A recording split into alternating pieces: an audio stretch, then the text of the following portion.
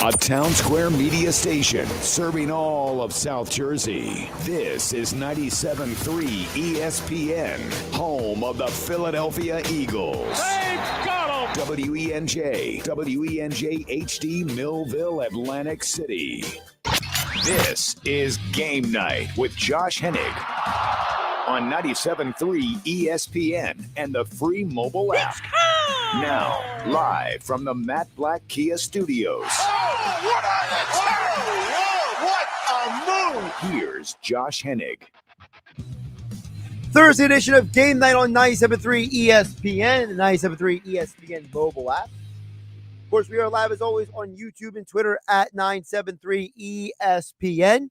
Every Thursday, we get you ready for the start of the NFL Week 11.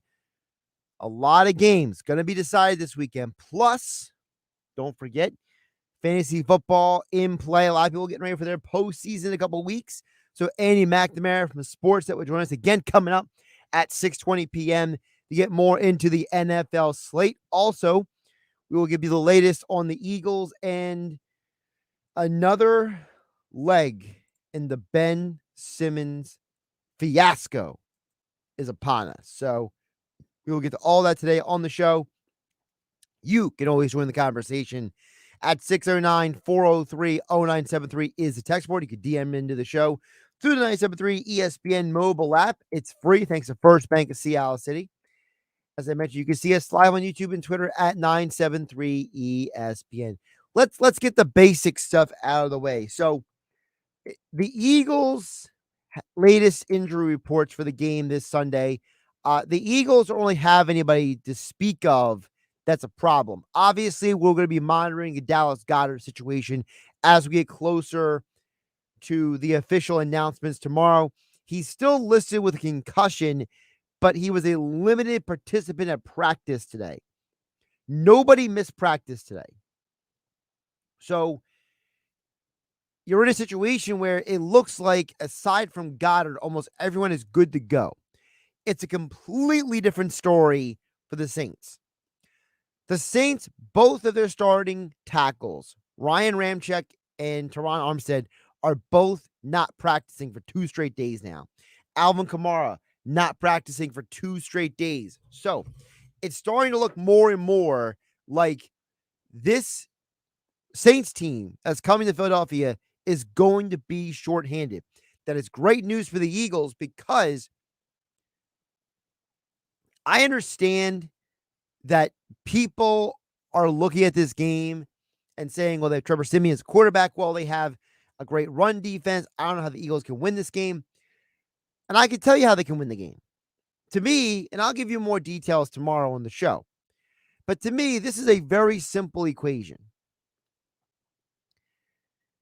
You have an Eagles team that has not yet won a game at home. You have every tool in your bag to win this game at home. Because if the Saints are coming in there this banged up this Sunday, you can take out their offense. You can just shut them down, and then it just turns into a rock fight. That is the only way the Eagles can win this game. They're not going to be able to win this game by basically running all over the Saints defense because the Saints have the best run defense in the NFL. Now, I did a little research for you guys. The Saints run defense can be had, and here's how. You look at all the Saints games this year. I'm going in order of most yards allowed on the ground to least. They allowed 131 against the Washington football team. That was a combination of Antonio Gibson and Taylor Heineke. They allowed 90 to the Seahawks when they had no Russell Wilson and no Chris Carson with Alex Collins. So there are 2 examples right there of the combined efforts of a versatile running back and a mobile quarterback getting yards on them. The second most yards was a game where you knew their quarterback was miserably poor compared to the regular starter, but you still allowed 90 yards rushing. 89 to the Panthers. Christian McCaffrey, that was one of the games he was healthy for. The Giants, 83 yards, another combo situation. Saquon Barkley and Daniel Jones. And then don't forget the Bucks. Brady had 40 pass attempts. The Pats, 49 yards. Mac Jones, 51 pass attempts. And by the way, when the Titans, they just played, 66 yards, no Derrick Henry. So don't let the number metrics get you guys down. It's not that the Eagles can't run on the Saints defense. It's not that the Saints defense is completely unbeatable. They are a great defense. I will give them that. But let me tell you something. They're not invincible. Because for as good as they are against the run, they're still allowing almost 25 points per game. By comparison, the Eagles' offense is averaging just over 25 points per game. In fact, the Eagles have the 11th best scoring offense in the NFL. This is an Eagles team that couldn't score 30 points at all last year. And they have scored 30 points or more in 4 games this year. Now, the level of competition obviously is very different. He did it against the Lions and the Falcons, and he did it against the Chiefs, who are a below average defense, and a Broncos defense that was supposed to be good, but we're not really sure what they are at this point, considering the Eagles just ran all over them. And then they scored 24 against the Chargers in a game that they probably could have won if their defense would have played better. New Orleans, what have they allowed scoring-wise this year? They have allowed 3 teams, 3, to score 27 points against them. And they lost a game 26-7 to the Panthers earlier this year. They lost 27-25 to the Falcons. They won 36-27 against Tampa, and they lost in overtime 27-21 to the Giants. What does all that mean? All that means is don't be discouraged by the people who keep bringing up the Saints' run defense. Their defense is not invincible. And if the Saints are coming to Philadelphia without either or both of their starting tackles and without Alvin Kamara, I think things are looking pretty good. Very good for the Eagles to have a chance to win that game. We'll dig deeper into the NFL schedule coming up at 6:20 tonight with Sportsnet's Andy McNamara. He joins us each and every week right here on Game Night on 97.3 ESPN. Josh Hennig hanging out with you on a Thursday edition of the show. Now,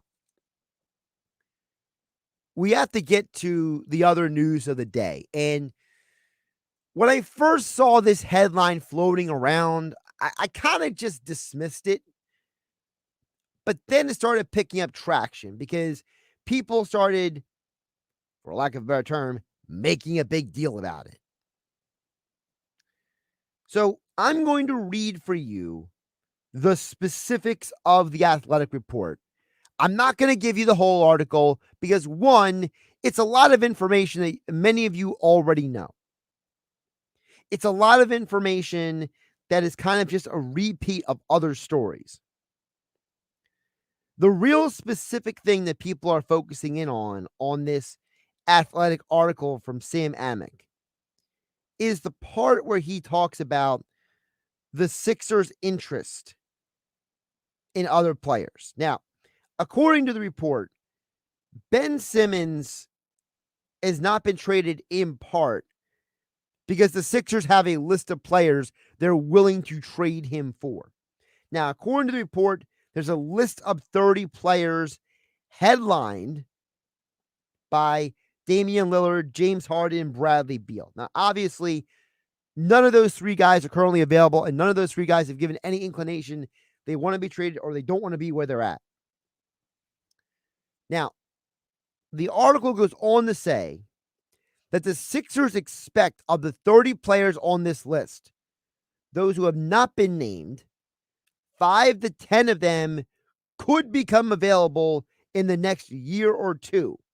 And the quote in the article is, "This is like a multi-year thing, unquote. Now, this all comes on the heels of the news this week that the Sixers have fined Ben Simmons for not wanting to be a part of the road trip. He's not even working at the Sixers facility. Apparently, he's working out, I think it's, St. Joe's gym in Philly. I mean, the situation is just getting so bizarre. Someone caught a video apparently of Ben Simmons. It's hard to tell if it is Ben Simmons, honestly, or not. I mean, I'm not going to assume anything based on a subjective video, but let me tell you guys something. If this goes on beyond the trade deadline this year, then Ben Simmons needs to have a conversation with the agent and ask him, what are you doing for me, man? What are you doing for me? Because the whole point of what has happened this year, the message was Ben Simmons wants out of Philadelphia and that Ben Simmons wants to be traded. And Rich Paul has a history of helping his clients get what they want. And now Ben Simmons is not getting what he wants. And I ask all of you listening out there in the audience, do we really think that Ben Simmons is getting traded anytime soon? Now, I told you guys before, my opinion has been that Ben Simmons, the earliest, would be after December 15th. Now, I still hold on to the fact that I genuinely believe that the Sixers will eventually trade Ben Simmons for the deadline, because I think a team will get desperate. I think there will be a team that when Christmas comes around, they're going to look at where they are in the standings and say, we need to shake up this roster. We need to make a move. Now, it's interesting to see right now, again, very early in the season, the majority of teams, I don't think almost any team has played 20 games yet. So we're not even into a quarter or a fifth of the season. But let me give you a list of teams that are currently at 500 and less. Portland is 8-8. Lakers 8-8. Grizzlies 7-7. Oklahoma City 6-8. Sacramento 6-9. Minnesota 5-9. San Antonio 4-10. Now, all of those teams can easily turn it around. And those are teams that are currently sitting 7 through 13 in the standings. The Spurs are currently 3 games behind Portland. Minnesota is currently 2 games behind Portland, Los Angeles, and Memphis. And the Kings are half a game behind Oklahoma City. I believe, and until I'm proven otherwise, that I understand the Sixers are in this for the long haul, and they are not moving off their position until they get an adequate offer that is not going to be an insult to them in trying to move on from Ben Simmons. But I would not be surprised if after December 15th, if the teams I just named to you are still at or below 500, like they are right now, that if Portland or Memphis or Sacramento or Minnesota or even the Spurs call the Sixers and say, if we can get a third or fourth team involved in this and we can get you what you want for Ben Simmons, are you willing to discuss a deal? Because the Ben Simmons situation is getting more ridiculous by the day. And Ben doesn't get it. He doesn't understand it. He can use all the excuses he wants. But his lack of professionalism has made everything more difficult. And now that the Sixers have made it abundantly clear more and more that they are not budging off of their stance, they are going to force other NBA teams to come to them. The Sixers are not going to get the lofty return on investment, but there is no way the Sixers are going to get Andrew Lang, Jeff Hornacek, and Tim Perry in return for Ben Simmons like a 76ers organization did 30 years ago. Not the same management, not the same ownership, not the same situation. They are not going to make that mistake again.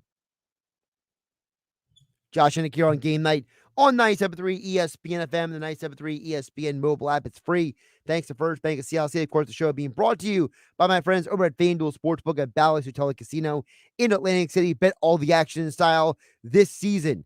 Football, basketball, UFC, college basketball, college football, and more at the state-of-the-art FanDuel Sportsbook just off the boardwalk at Bally's Atlantic City. Gambling problem?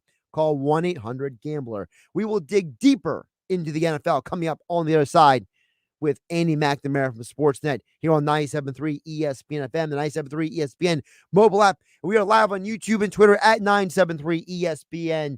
I'm Josh Hennig. This is Game Night. This is the radio home for Philadelphia Eagles football. It's week 11 of the 2021 season with the Eagles hosting the New Orleans Saints. Now what do the Saints do? Hey, what the Eagles do a nice job of rallying to the football. Now, they understand the importance of this football game. Pre-game coverage begins this Sunday at noon. Merrill and Mike call all the action starting at 1. This is where the Eagles play. 97.3 ESPN, South Jersey's Eagles station.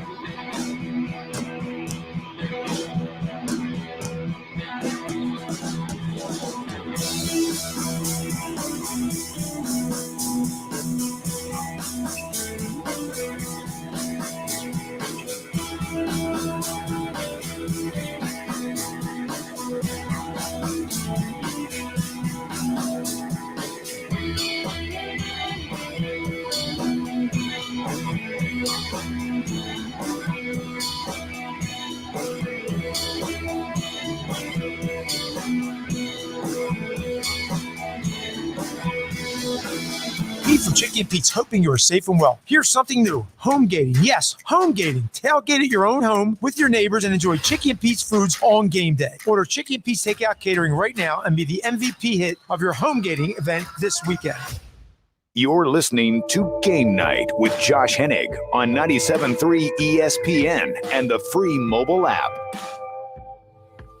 Josh Hennig here, Game Night, getting you ready for NFL Week 11. We'll get to your guys' thoughts and comments a little bit later in the show on the Ben Simmons fiasco, Eagles versus Saints, and more. But right now, joining us to talk more NFL and fantasy football, it's Sportsnet's Andy McNamara, and he joins us every Thursday here on 97.3 ESPN. Thanks to Jim Malaman at Green Tree Mortgage, your best play to refinance today with Jim Malaman at Green Tree Mortgage, proud sponsor of NFL and fantasy football talk here on 97.3 ESPN with the one and only Andy McNamara here hanging out with us. Andy, my friend, how are you doing on the start of NFL Week 11? Already Week 11, Josh, I'm doing great. And you know what? The only thing I'm upset about is for our viewers on the live stream, I didn't know you were wearing your wrestling shirt. I would have got out an NWO, AEW, an old Bret Hitman Hart shirt. I would have pulled something out. Well, it's to make it unnecessary long story short, I actually lost this shirt for about a month because I have a shirt rotation of about 8-9 shirts. Right. They gotta just rotate every week depending on the washer cycle. You know what I mean? Right. And for me, I couldn't find this shirt for about 3 weeks, and I suddenly found it this week, and I was like, I'm gonna wear it when I see Andy. There you go. Love it. Love it. I'm wearing one next week. I'm wearing a wrestling shirt next week, 100%. Well, we got to figure out what day you're coming on next week because we're not here for Thanksgiving. Right. So we will touch base on what day we're going to get you on because next week's a little wacky because of the holiday. Right. Yes. Up in Canada, we have our Thanksgiving in October. So I just get to sit back. I don't have to worry about all the family stuff you guys have to for this week. I can just sit down and eat some pizza all day and watch football. Domino's Pizza, right? Absolutely Domino's Pizza. I wasn't sure if that was okay to say on the air, but yes, Domino's Pizza. Well, I don't have a pizza sponsor. At the end of the day, We'll talk. So, yeah. So here's the deal. So really quick, before we get to the football stuff, so I will have off for Thanksgiving for the first time since 2005 this year. Wow. What are you going to do? You're not going to know what to do with yourself. I'm going to sleep in, and then I'm going to watch football. Good for you. You earned it, buddy. No one hustles as much as you. For real. Good for you. So we'll touch base on what day Andy will jump on next week. Okay. We'll maneuver. But for this week, NFL Week 11 starts tonight.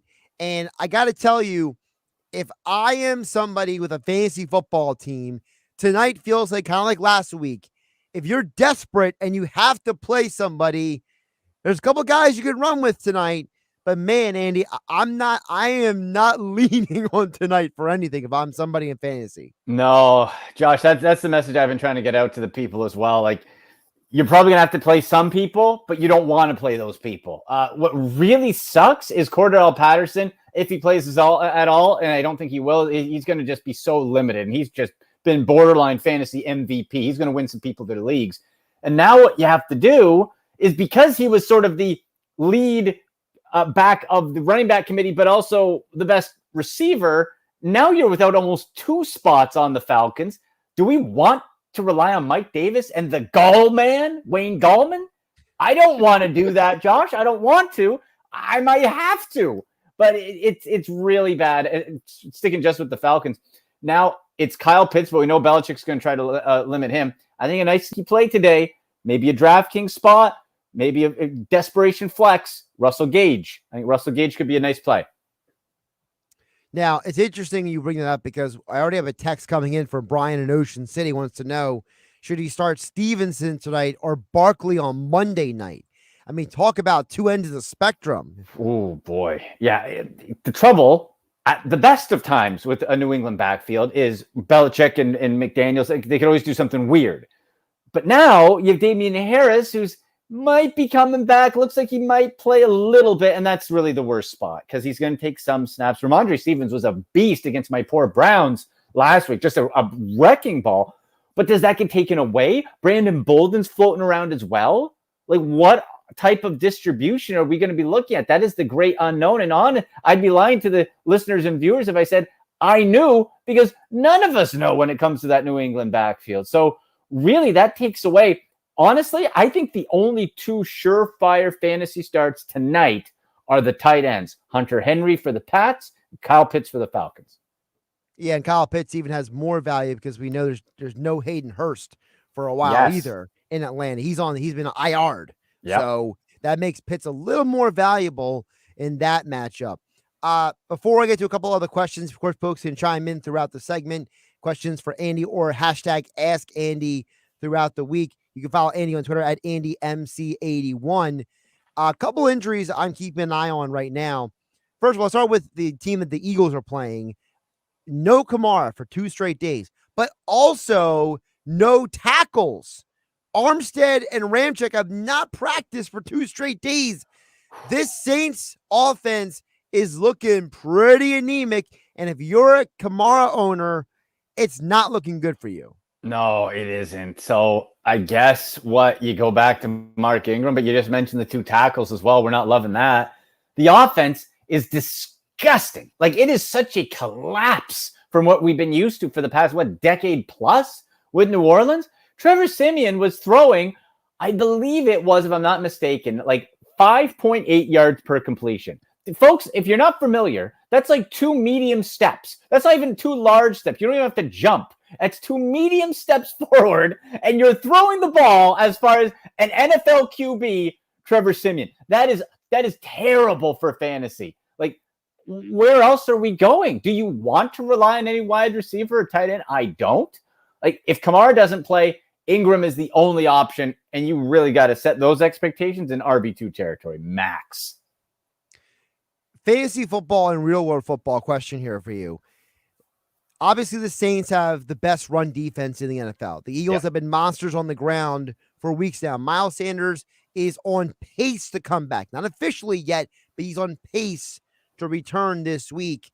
Whether he does or not, are you looking at the Eagles running backs or the Eagles offense and saying, hands on, hands off, I still like it, I don't like it? Do you look at the Saints and maybe feel like, maybe there's some fool's gold there because some of their performances are against some lackluster teams? How are you feeling about the Eagles offense versus the Saints defense? The running backs, the troubling part is, even though the run defense of the Saints has been really good, I still feel that they can be had. The problem with the Eagles now is with Miles Sanders maybe coming back, it's sort of just like we were talking about with New England. Well, how much is a little bit? Jordan Howard, that whole situation still is bizarre. Just off the practice squad. Kenneth, is there anything local about Kenneth Gainwell? What happened to Kenny? Well, here's the deal with Gainwell. He's the worst blocker of the 4 running backs. Well, that's true. So yeah, that's fair. That's the reason. Fair. The Eagles won't overtly come out and say that, but if you've watched what they started doing, there are a lot of third downs. It was Jordan Howard on the field, or it was Miles Sanders for one of the IR on the field. They didn't want Gainwell out there because Gainwell's idea of a block right now is throwing his 5'10" body and 195 pounds into somebody and hoping for the best. Not the best strategy. Not the best. No. You know what? That's fair. Jordan Howard has looked pretty spry. Like, I'm surprised. But the big picture is you still have to mix in Boston Scott. And then with Sanders back. So now we're in, again, that awful committee mode. That's so prevalent around so many NFL teams. So what I'm really loving is I want to move away from the running backs for the Eagles fantasy plays, and I want to be talking about Devontae Smith, who, again, has shown up and shown out with Jalen Hurts. You always look for those connections. We talk about it all the time. You look for those connections with the young QBs, and he has it with Devonta Smith. This guy is being a fantasy dream right now. I also love Dallas Goedert, but he's got the concussion a little bit, right? So he's right. He has not been cleared yet. Yeah. So if he's cleared, then far be it for me to be a medical professional. I'm going to play him because the tight end position is so weak. If he doesn't, really, then you're just looking to meet Devonta Smith and still Jalen Hurts on fantasy because they've been using the running backs much more than before.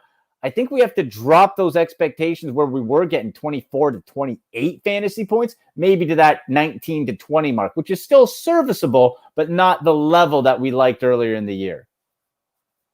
Andy McNamara joining us here on Game Night on 97.3 ESPN. Follow him on Twitter at AndyMC81 for all your NFL and fantasy analysis. Now, is Goddard a situation where if you, let's say he's your tight end one and you're feeling a little iffy on him. Well, there's a guy who's back at practice today, Gronk. If you look at Gronk, is that someone you go on the waiver wire, pick him up as a safety valve if Goddard is a no-go on Sunday? Oh, if you can get Gronk off the waivers, have at it. Absolutely. Because I feel they are being extra cautious. They want Gronk for the playoffs. They want Gronk fresh now. And with still how tight the NFC, really the whole NFL is seeding-wise, you're going to need him sooner than later. So Gronk, absolutely you want to pick up. I feel a less popular, much less upside, but who's been a little consistent as of late is Tyler Conklin out of the Vikings.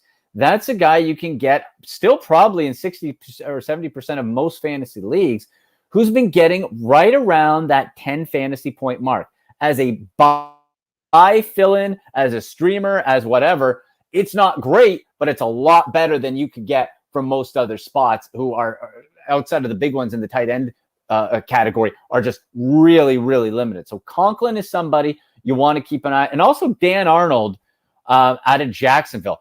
I wrote about this in my Tuesday waiver wire article. I had Dan Arnold as a big pickup. At the time, at Tuesday, he had 75% availability. For whatever reason, hey, Dan Arnold has been a focus of the Jacksonville offense, and it's really him and Agnew as a 1-2 punch. So Arnold is another tight end you want to look at. By the way, we should note that the moment that the Carolina Panthers traded away Dan Arnold, Sam Darnold suddenly started going down and down and got worse every week. So yeah, I'm not saying, but I'm just saying. That's interesting. That, you know what? That's an overlooked. I hadn't even really thought of that. That's an overlooked subtraction from that offense. Maybe that would have happened anyway to Sam Darnold, but it does seem a little coincidental. A little too coincidental for me.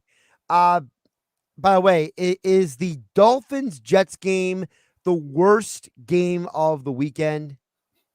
Oh, you know what?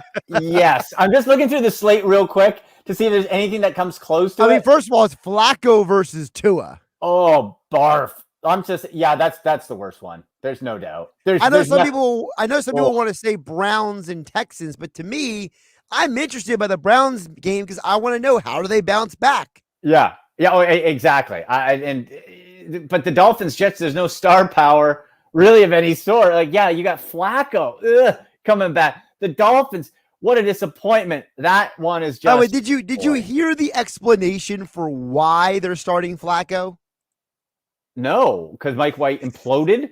No, He threw up on himself. So the Jets' explanation is that the Dolphins, because of the defense that they run, which is very blitz heavy, they felt that Flacco was better equipped to deal with facing that defense than Mike White or bringing Zach Wilson back.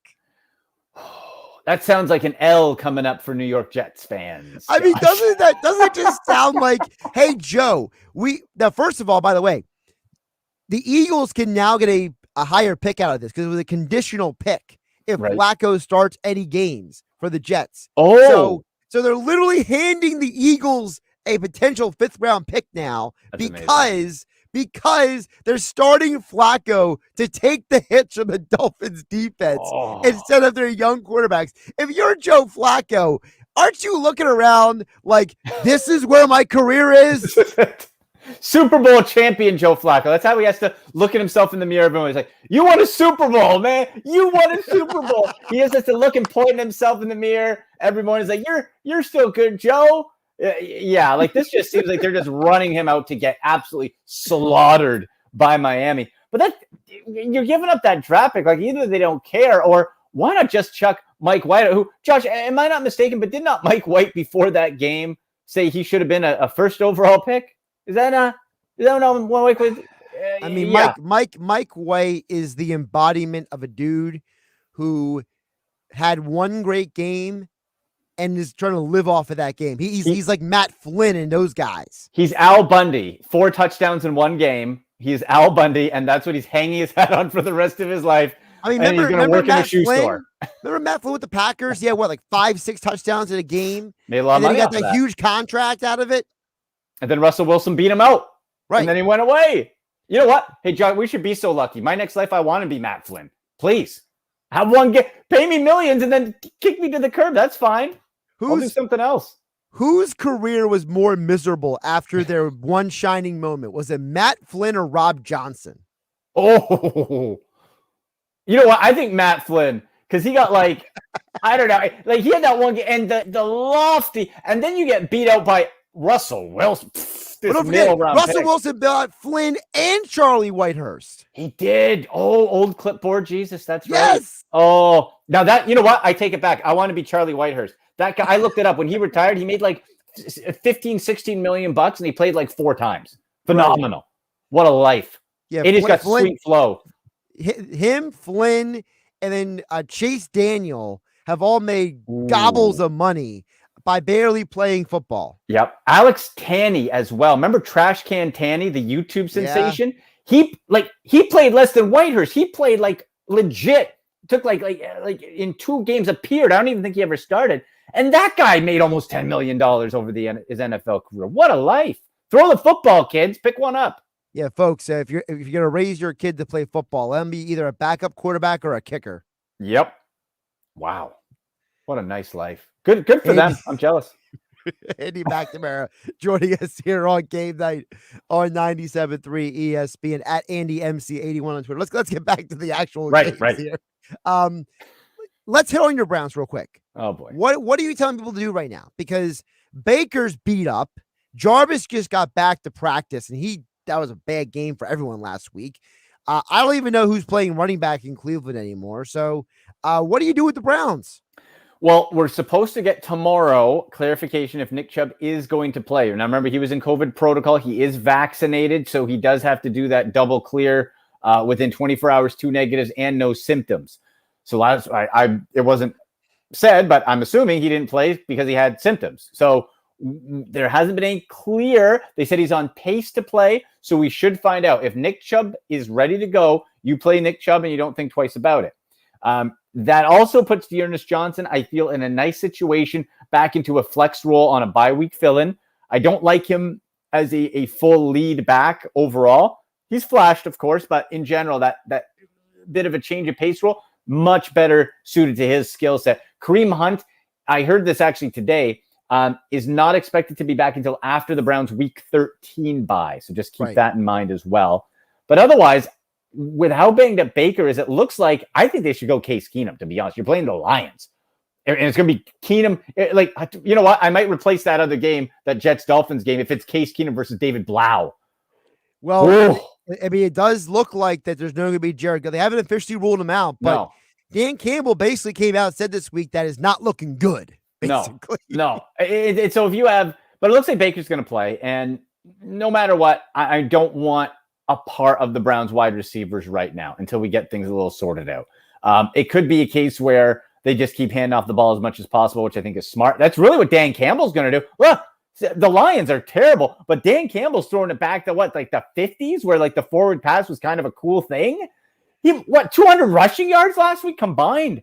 Like it's old school smash mouth football. Dan Campbell said he wants to bite people's knees, and damn it, he's living up to it. He's going to run it down your throat and try to tie the ball game and try to squeak one out at the end. I think this is going to be an ugly, low-scoring ball game, and if the Browns are smart, they would go right back at them with their running attack. One more team I want to ask you about before I let you go, Andy. The Baltimore Ravens also have a bunch of question marks.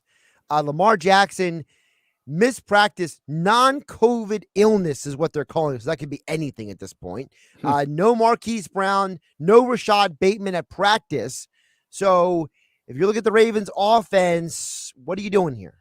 Well, I'm advising, I'm going back to staying away from all the running backs. Devontae Freeman was cute for a couple weeks. You know, so you're at summer camp, nice little couple week fling. That was good. It's done. You're home for school. You're not seeing them ever again. That's enough. Devontae Freeman is done because Latavius Murray is coming back. and there's the Lamar Jackson factor. Of course, if he doesn't play, all bets are off. But assuming he does, you're now back to that. Le'Veon Bell's gone, but still with Murray. What's that going to look like? No, we don't like that. And with those other misses, still, I feel it's really only the quarterback, Lamar, and Mark Andrews at tight end. Mark Andrews is the guy, his target share. The knock early was that he would produce, but he wasn't getting enough targets. Now we've seen multiple times 8, 9, 10 targets. That's what you want to see. So Mark Andrews is the real play there. Then you have other guys. I was like, okay, is Devin Duvernay, like in PPR, I like him as an idea. Is he ever going to produce consistently? I don't think so. So there's just too much guessing. I hate guessing in fantasy football. It's too much. I like him as an idea. I love that. All right, before I let you go, a non-fantasy football question for you. The guys talked about this earlier today on the afternoon show, the Sports Bash with Mike Gill. The over-under in the Cowboys-Chiefs game is currently either 56 or 56.5. Are you rocking with the over on the 56.5 in Cowboys-Chiefs? You know what? As a fan, I want to. I want this to be a fun shootout. I'm going to take the under. And Josh, I'm taking the under because we saw the Chiefs come back last week. We saw them shake off whatever cobwebs or fog they were in because the 3 previous weeks, they were averaging 12 points. Very strange. So is that going to continue? The Dallas defense, I know we joke about it. It's not terrible. Like they're right in the middle of the pack for total yards allowed per game. Like they're not good, but they're not bad. The Chiefs defense is bad. So I'm going to say we don't see Kansas City's offense explode as much as we might like. I'm going to take the under there. I hope I'm wrong, though, because I think there'd be nothing better than a nice 40-35 type of game. Well, it should be noted that before last week, the Chiefs had 4 straight games hitting the under before their win over the Raiders last week. Meanwhile, the Cowboys are currently on a 3-game streak of hitting the under as well. So okay, it's something to keep an eye on. There's a lot of money being thrown around in that game right now. Yeah, a lot of big money, a lot of bad guys showing up in Vegas. But I'm just wondering. I'm kind of like taking the survey right now. I'm kind of like feeling the grounds on it. I want to get some different perspectives because, when I give out my football picks tomorrow, I want to be able to just kind of be as objective as possible here. Right. I think the under, don't you sort of get, I don't know. It seems like this year, whenever we've expected a really good, big, fun game, it's under delivered. Maybe that's not just this year, but it just seems like this year. Yeah. It's called the 49ers-Rams game. Oh, good Lord. And what happened to the Rams? Oh, I thought OBJ was supposed to fix anything. Turns out he can't run a route in Los Angeles either. Listen, talent beats hard work every time talent doesn't work hard, especially when talent showed up on a Friday for a Monday game. Yeah. So right. Hey, OBJ's dad, I'm sure he's got his remote working to create some video against Matt Stafford. At AndyMC81 on Twitter. Remember, hashtag Ask Andy for your fantasy football questions. Oh, I want to squeeze this in really quick. Somebody messaged in, should they trade Saquon Barkley for DK Metcalf in PPR? I would say yes, but it really depends on what the rest of your running back situation is. If it leaves you with scraps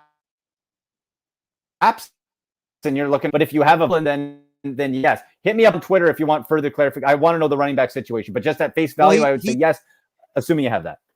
He says his running backs are James Robinson, Jonathan Taylor, and Joe Mixon. Oh, what? What are you in a 4-team league? Yes. Okay. Yeah. Make that deal. Yes. Wow. Make the deal all day. Make it now. Well, listen, he may be lying. I don't know. So, gee, that's a heck of a ball club, man. I don't know how many teams. Yeah. If that's the case, then yes.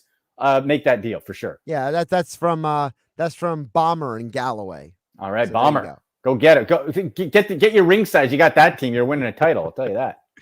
Andy, have a good one, man. We'll catch up soon. All right, buddy. Talk to you later. And of course, our conversation with Andy McNamara here on Game Night on 97.3 ESPN being brought to you by Jim Malamet at Green Tree Mortgage. Your best play to refinance today. That's Jim Malamet at Green Tree Mortgage, proud sponsor of Thursday's Fantasy Football Talk with Sportsnet. Andy McNamara right here on 97.3 ESPN. Bryce Harper is NL MVP. Finally, somebody voted for an award properly. We'll get your thoughts on that as well as a couple texts that came in. 609-403-0973. DM the show through the 973 ESPN mobile app. Thanks to First Bank of Seattle City. We are live on YouTube and Twitter at 973 ESPN. I'm Josh Hennig. This is Game Night. It's Philadelphia Flyers hockey tonight on 97.3 ESPN and the free mobile app with Tim Saunders and Steve Coates calling all the play-by-play action. The Flyers host the Tampa Bay Lightning. Coverage begins at 7 p.m. It's Philadelphia Flyers hockey on the radio home of the Flyers in South Jersey, 97.3 ESPN, and listen live on the free mobile app. It's game time. Football season is in full swing, and you can catch all the NFL action at the FanDuel Sportsbook in Bally's Hotel and Casino, Atlantic City. It's time to get in on all the games you love. Experience sports betting done right with live streaming games, food and beverage, self-service betting kiosks, and more. Get your game face on and score big this weekend when you bet at FanDuel Sportsbook in Bally's off the boardwalk, Atlantic City. Gambling problem? Call 1-800-GAMBLER.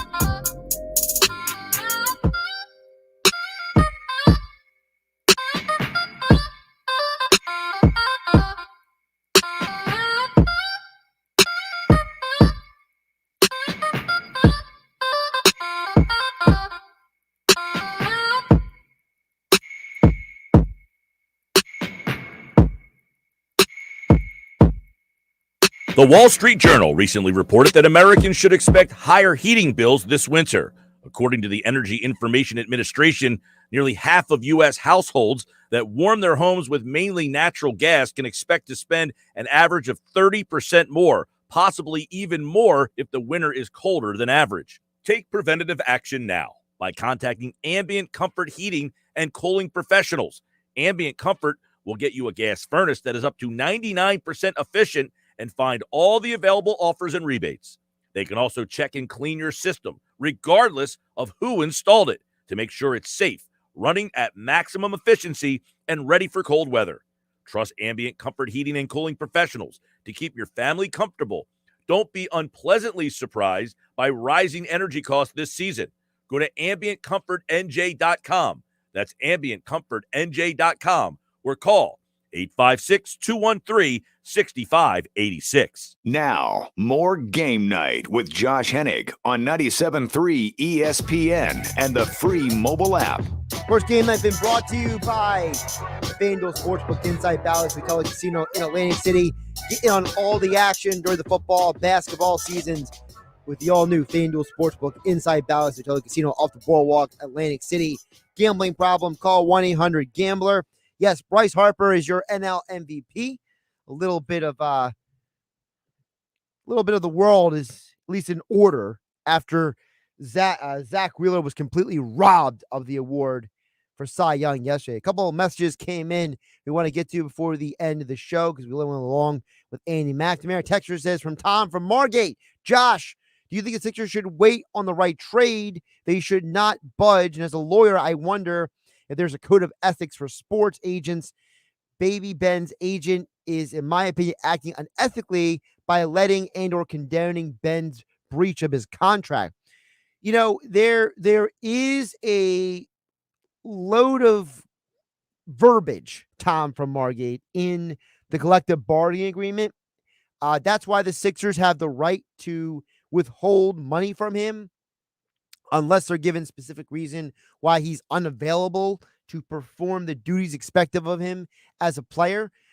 Outside of withholding money and basically holding a breach of contract against him, I'm not 100% sure what else there is out there because there's a lot of gray area. And, you know, Tom, if I had a lot of time to maybe break down, if I had Ben Simmons' contract in front of me and I had Ben's contract with Rich Paul as his agent in front of me, I could answer that question better. But because that stuff is not available because there's no, Freedom of Information Act for that stuff, it's hard to really answer that question completely. David chimed in earlier and says, fine Ben Simmons for as long as it takes. He can sit on the bench for all Sixer fans care. Ben is a con only. Listen, I think that a lot of people are going more and more against Ben Simmons as this process goes along. He has not done himself any favors. I'm Josh Hennig. This is Game Night. Flyers hockey next.